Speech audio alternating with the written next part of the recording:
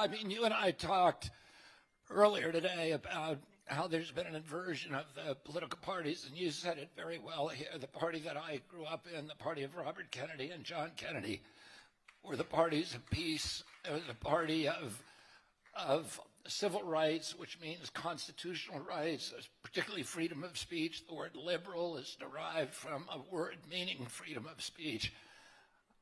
It was the party of skepticism and resistance against the corporate domination and subversion of our democracy.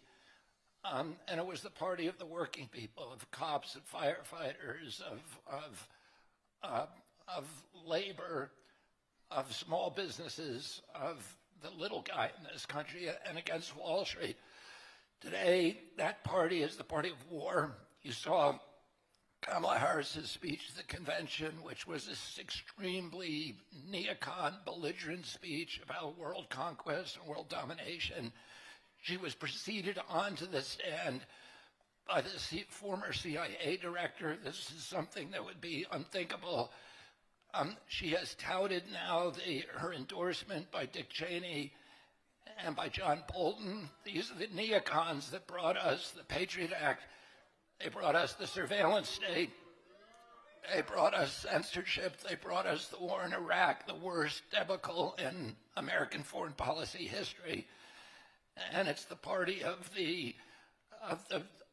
it's a party of Wall Street, a big pharma, big tech, big agriculture, big food, the military industrial complex. The Republican Party has now become the party of working people. During the and Main Street businesses. And, you know, I mentioned this to you earlier, that during the 2020 election, roughly 50% of the country voted for President Trump and 50% for President Biden. The 50% that voted, the 50% that supported Donald Trump owned 30% of the wealth in this country. The 50% that supported President Biden owned 70%. So there's been this extraordinary inversion of the two parties, and you know, I think I don't feel at home with people who believe in censorship. I think it's disqualifying.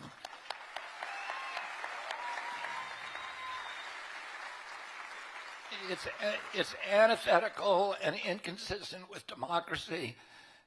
And we had Hillary Clinton yesterday making this extraordinary statement that